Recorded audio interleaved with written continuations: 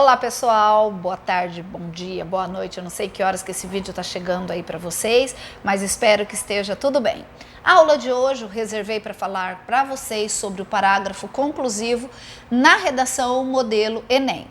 A primeira coisa que eu pontuo para vocês é que a estrutura do texto dissertativo argumentativo nunca muda. Sempre que você pensar em texto dissertativo argumentativo, tem que vir à sua mente o quê? Introdução, desenvolvimento e conclusão. Lá na introdução, apresentação do tema e da tese, no desenvolvimento, sustentação dessa tese, parágrafo conclusivo, retomada do tema e da tese. O que vier a mais, isso é exigência da banca. Por isso que nós vamos falar hoje sobre o Enem. O que a banca do Enem gosta?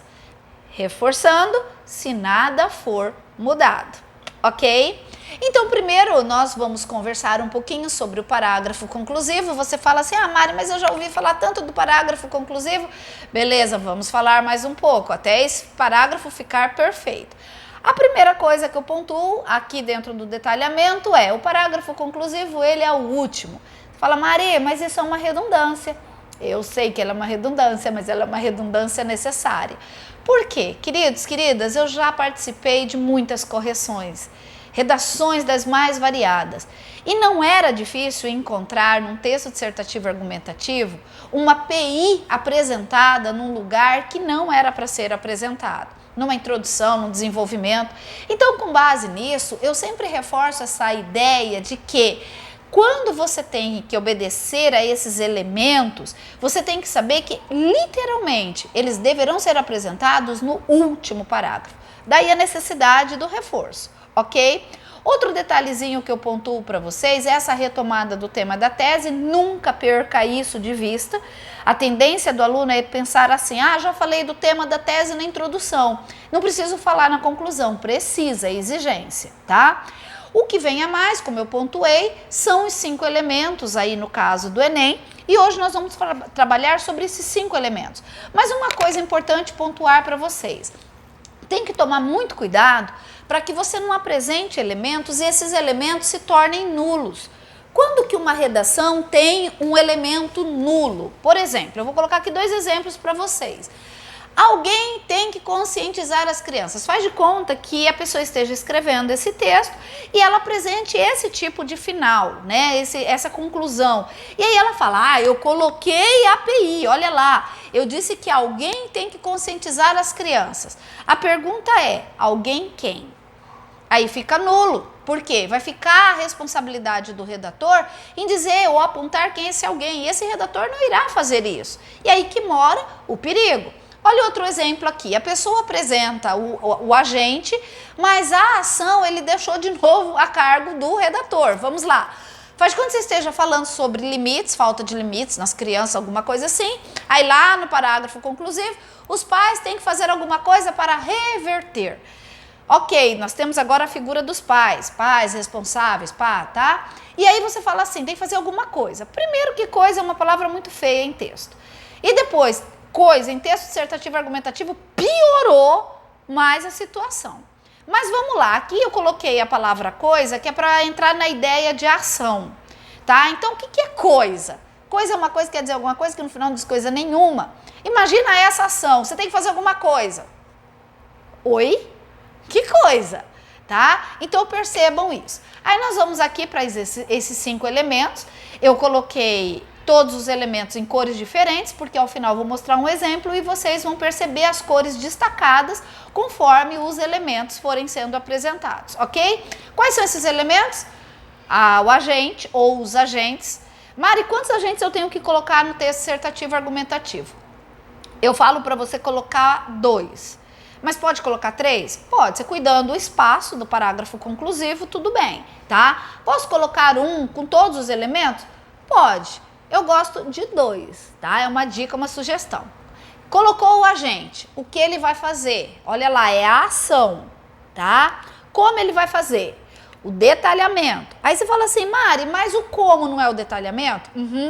Aí que tá uma linha muito tênue, muito próxima. E às vezes os alunos falam assim, eu coloquei o como e coloco uma coisa bem simples. Aí o redator fala, eu queria algo a mais. Aí esse querer algo a mais pode te dar prejuízo na nota. Então a gente não pode deixar esse gostinho de quero algo a mais da parte do redator. E finalizando, qual é o objetivo de tudo isso que eu estou apresentando? Ok?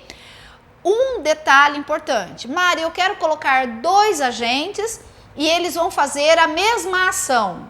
Ou eu vou colocar um agente com 2 ações. Essa jogada, meus queridos e minhas queridas, vai depender de tema para tema e de como que você funciona dentro desse texto, como que funcionam as suas ideias dentro desse texto, tá? Eu já vi com um agente só conclusões extraordinárias, como eu já vi, assim, conclusões com 3 elementos, com 3, elementos obrigatórios e nada a ser completo, tá? Buckzinho, acalme-se aí, a aula tá terminando, tá? Aí, como sugestão, beleza? Você abriu o seu texto, por exemplo, fazendo uma citação direta, retoma ao final. Abriu fazendo um retrocesso histórico, retome. Abriu fazendo a apresentação de uma literatura, retome, tá? Então, assim, por quê? Porque isso amarram os parágrafos. Outra coisa, você viu ali a apresentação de mesóclise. Você só vai fazer uso da mesóclise se você se sentir bem confortável. Outro detalhezinho que eu pontuo para vocês, não inventa moda se você está com uma competência 1, apresentando alguns problemas gramaticais, colocar mesóclise, porque senão fica forçado. Fica aquele negócio assim, eu cometi um erro de acentuação, um erro de separação silábica, vou colocar uma mesóclise. Perceba que fica uma coisa incoerente, então tem que tomar cuidado nesse sentido, tá? Mais uma ideia boa para quem tiver aí na competência 1 acima de 1.6 é o uso da mesóclise. Dica: futuro do presente, futuro do pretérito. Estuda essa jogadinha aí, tá ok? E aí eu vou aqui colocar para vocês a temática do Enem do ano passado, a democratização do acesso ao cinema no Brasil, como modelo para eu colocar o parágrafo conclusivo, apresentando, né, com as cores diferenciadas os elementos, para você perceber isso bem direitinho. Só que antes eu quero aproveitar o momento e mostrar para vocês aqui um detalhezinho bem legal, tá? Todo tema, ele nasce de um problema. Todo problema nasce de um assunto. E aí vai variar de vestibular para vestibular, de Enem para Enem, eles apresentarem o contexto, o ambiente, tá? Então, observe isso na hora que você estiver pegando uma proposta de redação para fazer. Isso aqui ajuda muito, principalmente aqueles alunos que têm dificuldade, que sempre dão tangenciamentos temáticos. Observem se esses tangenciamentos não estão se dando por conta do não entendimento da proposta, tá? Então, eu peguei essa proposta, coloquei aqui para vocês um parágrafo, só o parágrafo conclusivo, fazendo o fechamento sobre um tema desse, tá? Então, olha lá. De start, se pode perceber que a democratização do cinema é imprescindível. O que a pessoa fez ali no começo? Em destaque de vermelho, num primeiro momento, você tem a apresentação do tema, democratização do cinema. A palavra imprescindível está te trazendo o quê? A defesa de tese de quem escreveu. Então, você tem a apresentação do tema e a apresentação da tese, a retomada deles, ok? Então, isso que precisa ser feito no seu texto. Então, olha lá, pode-se perceber que a democratização do cinema é imprescindível para que haja uma sociedade mais igualitária. Estamos falando de acesso, todo mundo ter acesso, tá? Logo, as prefeituras devem disponibilizar para as comunidades, por meio de eventos a céu aberto, experiências de teatro e cinema com a participação de atores e atrizes voluntários, com o intuito de despertar maior interesse nas pessoas para a área artística. A pessoa apresentou ao longo do texto a ideia de que o cinema, ele fomenta essa ideia de você participar da área artística. E ele traz, amarrando isso ao parágrafo conclusivo. Perceba que ele fala ali que a prefeitura, que é o agente, tem que fazer uma ação. Que ação é essa? Criar eventos, onde, a céu aberto, quem vai participar? Olha lá, atrizes e atores, como serão essas atrizes e esses atores? Eles serão voluntários. Então, essa pessoa, ela mastigou, tá? Esses elementos.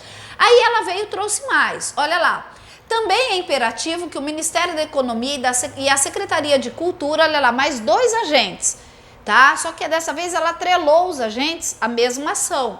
Viabilizem verbas através de planos orçamentários para a construção de cinemas nos bairros periféricos, a fim de facilitar o acesso com cobrança, um preço de acordo com o orçamento da população local. Aí você fala, Mari, essa ideia aí ela é estranha, ela pode gerar um problema. Não, olha lá, ela amarrou, não é qualquer pessoa que vai ter acesso a um preço acessível. São as pessoas que fizerem o quê? Comprovarem a renda. Comprovarem, por exemplo, o local onde moram, tá? Então ela amarra isso, tá? Somente assim far-se-á valer o papel da arte por meio da propagação dos valores e comportamentos tão esperados pela maioria da população. Essa pessoa, ela trabalhou com aquela ideia de que o cinema, o teatro e a mídia, elas reproduzem aquilo que a sociedade está fazendo ou que a sociedade almeja de mudança. Então foi uma vertente trabalhada pela pessoa e que foi muito feliz porque ela fechou com chave de ouro esse texto. Joia? Queridos, eu vou soltar aqui o Buck, ele estava aqui assistindo a aula, participando, porque senão ele late feito condenado e ia atrapalhar a nossa aula, né, Buckzinho? Foi legal, né, a participação. Então você já está livre agora porque eu vou finalizar. Pera aí, meu assessor. Queridos, queridas, nesse texto também, nesse momento, eu quero aproveitar o momento e falar para vocês o seguinte: cuidado para não ferir os direitos humanos. Olha aqui, ó. Direito à vida, à dignidade, tá? Outro detalhezinho, cuidado para não apresentar PIs utópicas. Como que seria uma PI utópica? Utópico, primeiro, é algo impossível de acontecer, tá? Ou então é aquilo que você fala assim, cara, não é tão impossível, mas no período agora é algo assim que não é palpável. Por exemplo, faz de conta que você esteja escrevendo uma redação sobre o comportamento das pessoas em se respeitarem, alguma coisa dessa natureza, né? O convívio das pessoas e o respeito. E aí você coloca lá como PI. Seria interessante que as pessoas que nos incomodam fossem transportadas para Marte e ficassem lá 10 anos sem nos incomodar. Essa é uma ideia futurista. Pode ser que aconteça daqui a 1 milhão de anos. Imagina que fofo, incomodou, você põe no avião, você põe no ônibus espacial e ó, vai. Em nome de Jesus, vai. Mas não vai acontecer, queridinho. Por enquanto ainda não, né? Sonho futurista, talvez. A gente mandar embora para longe quem nos incomoda, quem nos perturba, mas não vai dar certo para esse momento. Então vamos colocar uma proposta mais plausível, né? As pessoas entenderem o respeito, né? O olhar do outro, vai ficar uma coisa assim, melhor, tá ok? Espero ter ajudado vocês um pouquinho, curtam, compartilhem e qualquer coisa comentem aí que a tia Mari estará à disposição. Beijos!